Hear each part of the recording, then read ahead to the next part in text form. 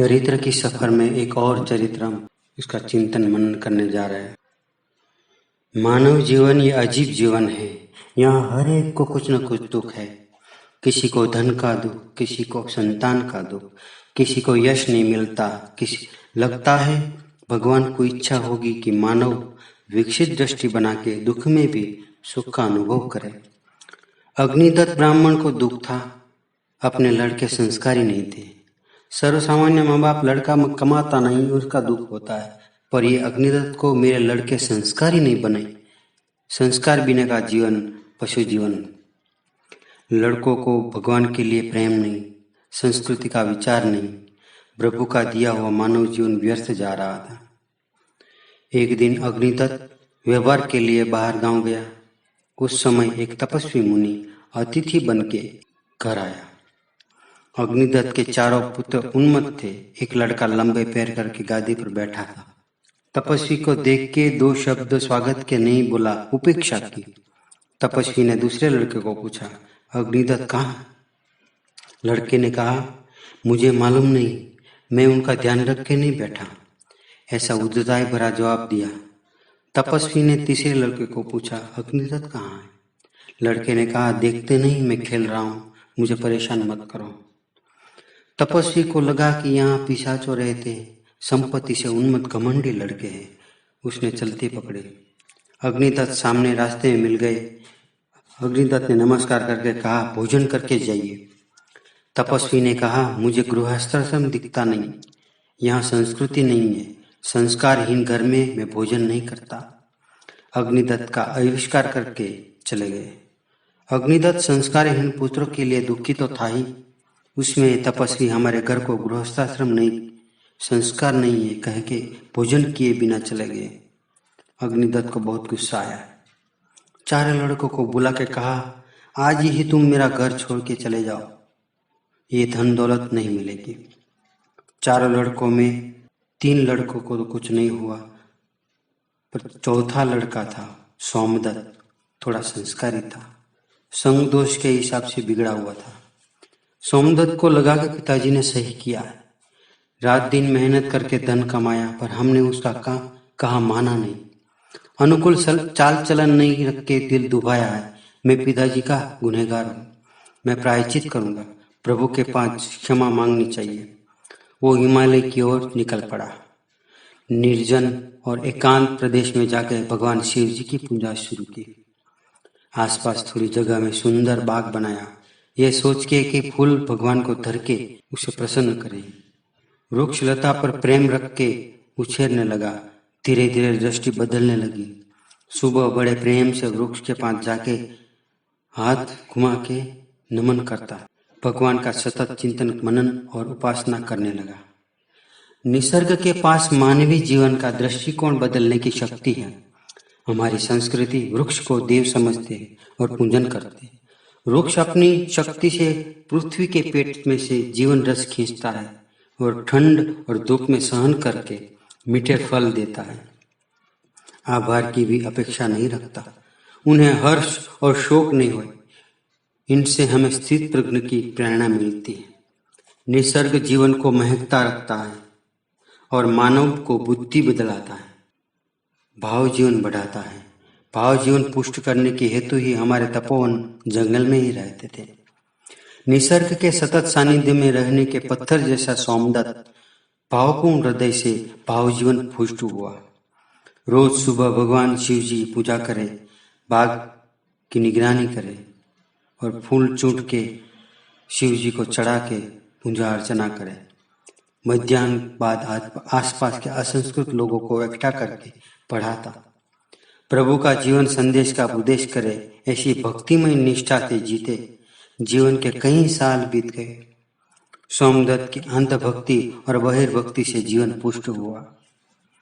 एक दिन ब्रह्म मुहूर्त 4 बजे सोमदत्त भगवान के चिते का करके बैठा था। उस समय भगवान शिव जी प्रसन्न, अंतकरण प्रभु से आंसू से भीग गया। भगवान ने आश्वासन देके कहा, बेटा, मानवीय मात्र भूल करता है, पर कोई विरल प्रायश्चित करके जीवन सुधारते हैं। तेरी एक चित्त भक्ति से प्रसन्न हुआ, तू वर मांग। हम सोचते हैं कि भगवान प्रसन्न हुए तो हम धन दौलत मांगेंगे, पर प्रभु सामने आते ही सब ही उसके तेज में, उसकी औरा में आकर उनकी योग शक्ति में लीन हो जाते हैं और मांगना भूल जाते हैं, अपना दुख दर्द भूल जाते हैं। प्रभु आपके पास ज्ञानी मुक्ति मांगते हैं, पर मेरे पास ज्ञान नहीं है, भक्ति नहीं। मेरी योग्यता मैं जानता हूँ प्रभु, मुझे सतत आपके सानिध्य में रहूं ऐसी इच्छा है, आपकी दृष्टि मेरे पर सतत रहे ऐसी भावना है। भगवान ने वरदान दिया, पार्षद गण में स्थान दिया। प्रभु ने आज्ञा की कि पहले तो पृथ्वी पर जा, वहां के सुख दुख सहन करके लोगों को सम्मान का रास्ता दिखा के तू शिवलोक में स्थान ले। भगवान शिव जी को नमस्कार करके सोमदत्त ने देह त्याग किया। शिव जी की आज्ञा अनुसार 1700-1800 साल पहले सुशार्ता नाम की ब्राह्मण कन्या के वहां जन्म हुआ। सोम शर्मा नाम के ब्राह्मण की पुत्री थी, उसे वत्स और गुल 2 भाई थे। थोड़े समय में सोम शर्मा देवलोक हुए। उनकी पड़ोस में नागलोक का राज्य था। उनका राजा वासुकी के भतीजे कीर्तिसेन का सुशार्ता पर मन आया। सुशार्ता ने मन में भी कीर्तिसेन से प्रतिभाशाली व्यक्ति को देख के आकर्षण हुआ। सुशार्ता मन से कीर्तिसेन से अपना मान चुकी थी।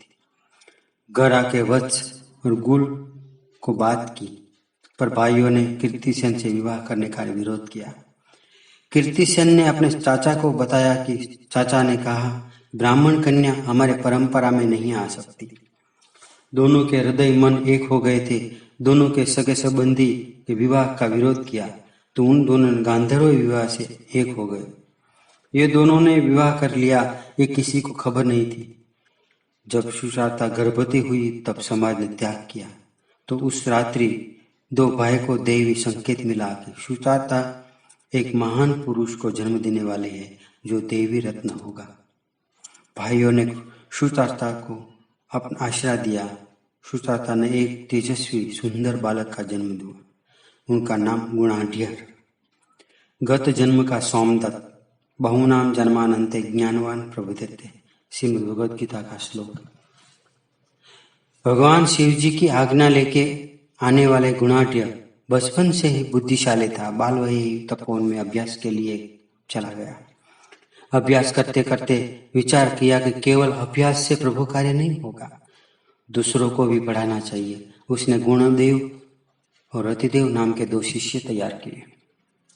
गुरु की आज्ञा लेके गुणाढ्य उनके दोनों शिष्यों के साथ घूमते घूमते 50 लोगों में अपना मुकाम किया।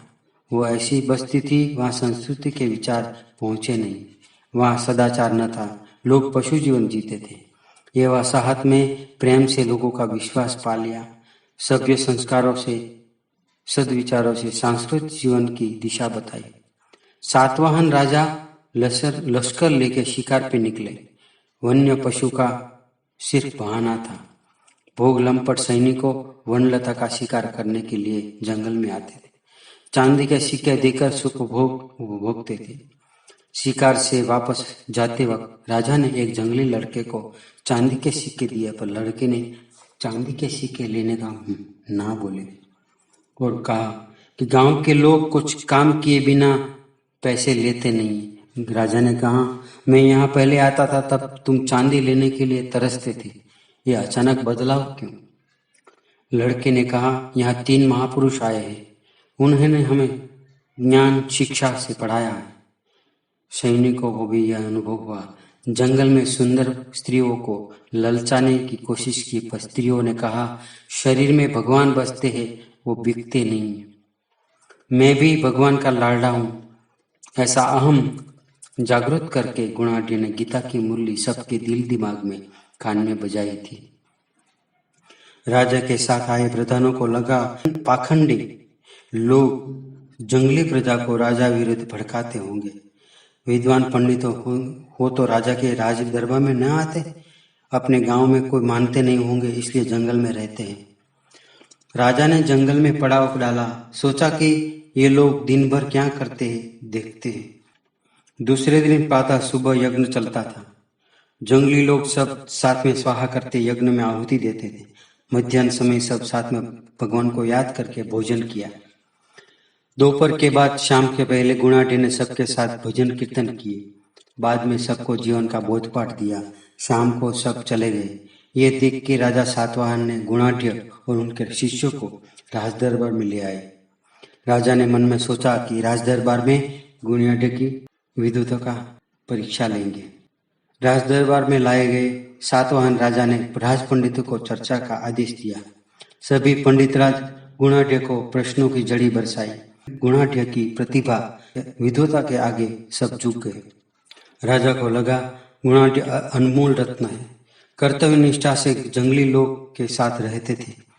सातवाहन के मुख्य पंडित शर्म वर्मा ने गुणाढ्य की बुद्धि की कदर करके प्रणाम किए।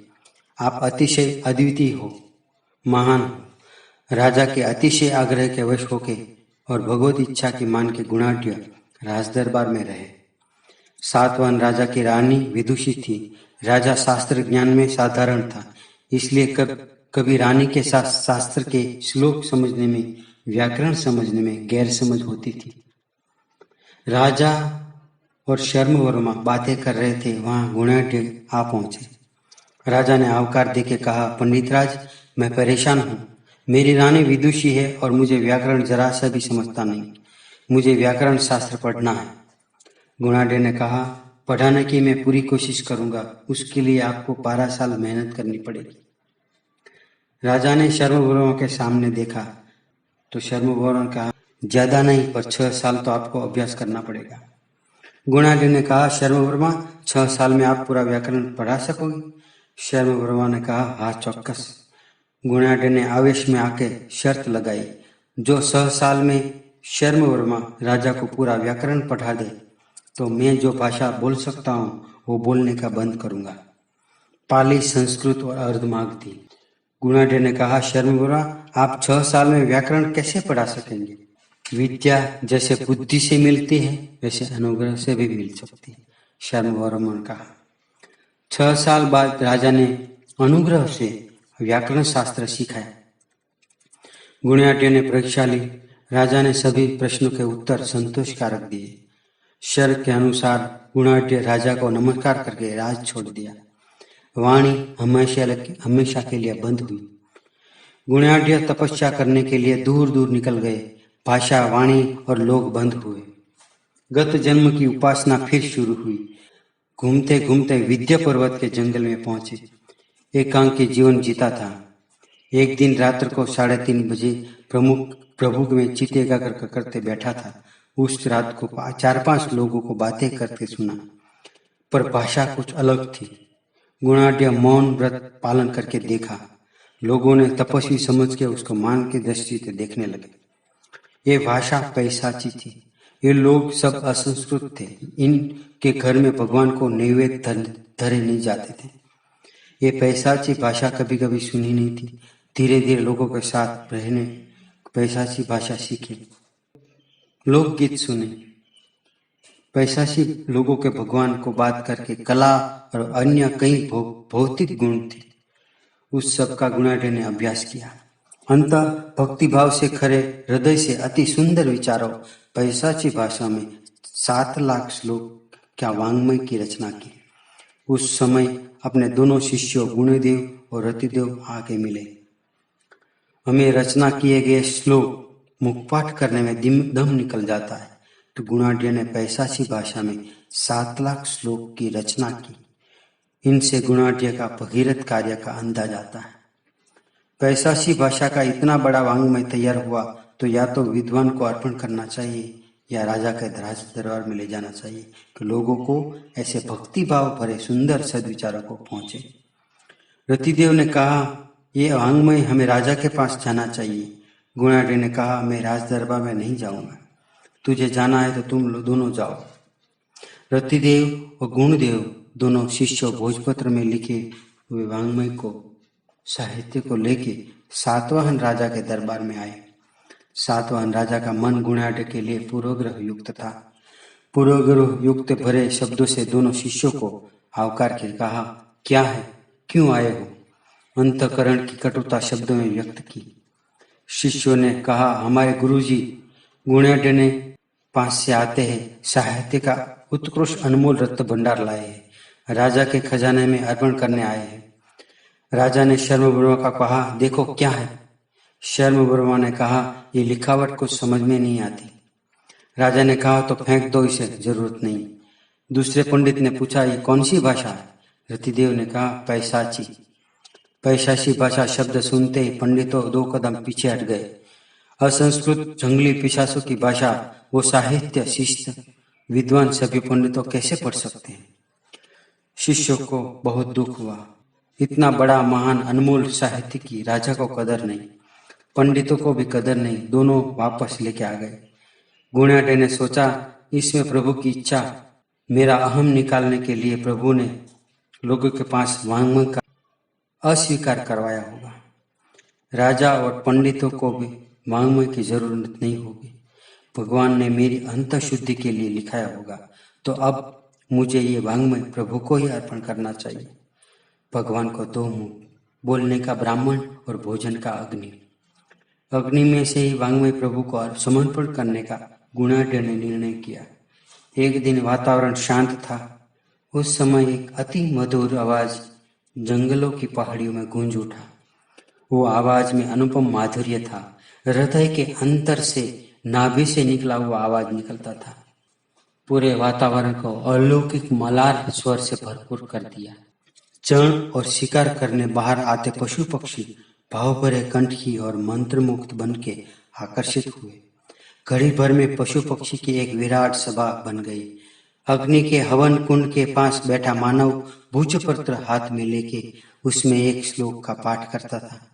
उनके कंठ में प्रभु भक्ति थी, हृदय भाव से पराकाष्ठ थी। श्लोक सुनते ही पक्षी अपने किलकिलाट भूल गए, पशुओं अपना पशुत्व भूल गए।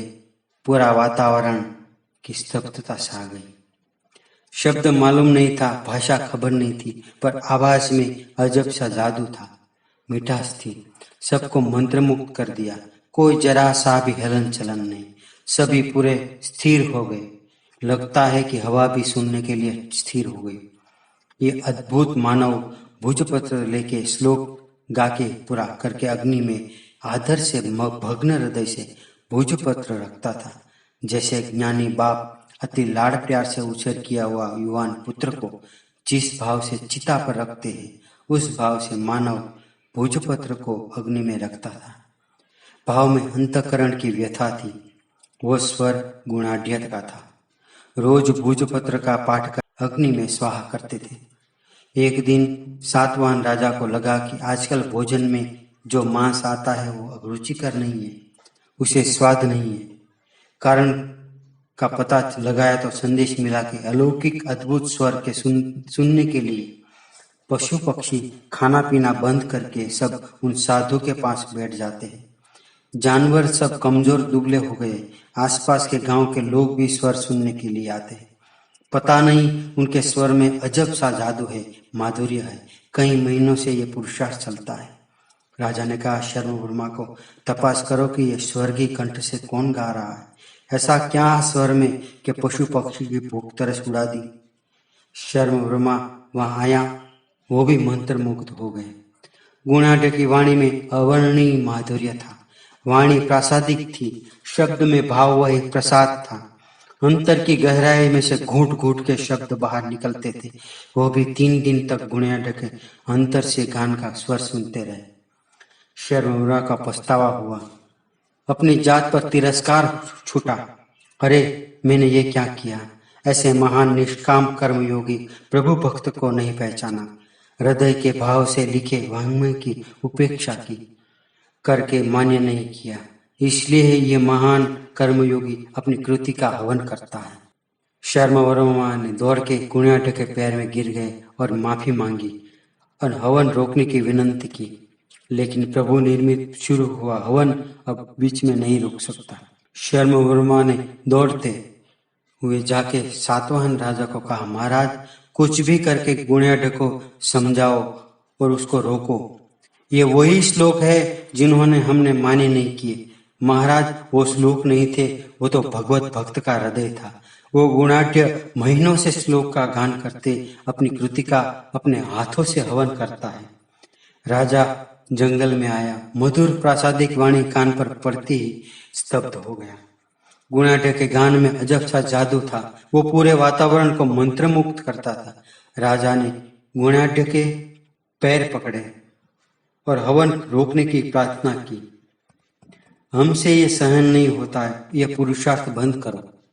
राजा, भगवान निमित्त आरंभ किया कार्य अधूरा नहीं रख सकता। प्रभु की इच्छा है कि मेरा नाम खलास होना चाहिए। गुणाढ्य, मुझे माफ करो, मेरा अक्षम्य गुनाह है, प्रायश्चित करने की मुझे तक दीजिए। मेरे प्रायश्चित रूप आपको ये प्रासादिक वांग्मय जल नहीं दूंगा। राजा गुणाढ्य के पैर के पकड़ने कर करने लगा। वो एक स्थित प्रज्ञ को काकलुति कर रहा था। मेरे हाथ से जो पाप हुआ उनके क्षमा करके प्रायश्चित करने की मुझे तक दो। 7 लाख श्लोक में से फक्त 40,000 श्लोक बाकी रहे थे। पूरा हाथ ही चला गया था। गुणाढ्य का लिखा वांग्मय, तत्वज्ञान, कला, विज्ञान सब प्रभु को अर्पण हो गया था। उत्कृष्ट वांग्मय अपनी भूल के कारण नामशेष हुआ। उत्कृष्ट तत्वज्ञान, अतिशय लालित्यपूर्ण कला और विज्ञान का अमूल्य ग्रंथ हमेश के लिए खत्म हो गया। राजा को अतिशय दुख हुआ और खूब आंसू बहाए। बाकी रहा वांग्मय राजा ने संभाला और मन में नक्की किया कि इनसे अनपढ़ को मार्गदर्शन देंगे, लोगों को प्रभु तरफ ले जाएंगे। ये सद्विचारों जीवन के पाठ जंगलों को लोगों को जीवन सिखलाएंगे। सातवाहन राजा उसी रात जंगल में घास के ऊपर सो गया। सब सो रहे थे, तब अंधकार में दूर दूर रात्रि में गुणाढ्य हमेशा के लिए विलीन हो गया, संसार से विमुख हो गया। इतने बड़े विपुल वांग्मय से बाकी श्लोक का भाषांतर करने रतिदेव के पैशासी भाषा सीखी और रतिदेव ने संस्कृत में भाषांतर किया, वो भी मिलना मुश्किल है। सातवाहन से कुरुक्षेत्र से शुरू करके शालिवाहन राजा तक का बीच का इतिहास इन वांग्मय के आधार पर लिखा है। पश्चिम के विद्वानों ने इस वांग्मय की कीमत करके अभ्यास किया। गुणाढ्य ने वांग्मय के संस्कृतिकरण के ऊपर से जर्मन विद्वानों ने अपने भारत देश का इतिहास लिखा। हम सब परब के पानी पीने वाले, उसे हम पढ़ते हैं और हमारे बच्चे डॉक्टर की पदवी लेके आते हैं। इनसे बड़ी संस्कृति की उपेक्षा क्या हो सकती है। भाव से गदगद होके, भक्ति से तन्मय होके गुणाढ्य ने भारत के आंगन में ज्ञान गंगा बहाई। विश्व के संतान उनके मीठे पानी पी के नवजीवन प्राप्त करते हैं, नवचेतना लाते हैं, पर उनकी ही संतान संस्कृति के संतानों ज्ञान गंगा खत्म होने दी। बाद में भी हम संभाल नहीं सके। पश्चिम के पंडितों ने संभाल के, पता नहीं भगवान हमें माफ करेंगे कि नहीं। अपने पातक के प्रायश्चित रूप दूसरे प्राचीन ऋषि मुनियों का वांग्मय, उनके विचारों, उसके तत्वज्ञान संभालेंगे तो भी बहुत है। कर्मवीर, ज्ञानी, भक्त, जीवन में भूले भटके को मार्गदर्शन देने वाले और घोर अंधकार में ज्योत रूप दिव्य विभूति एक निष्ठ संत गुणाढ्य को अनंत प्रणाम, कोटि प्रणाम अस्तु।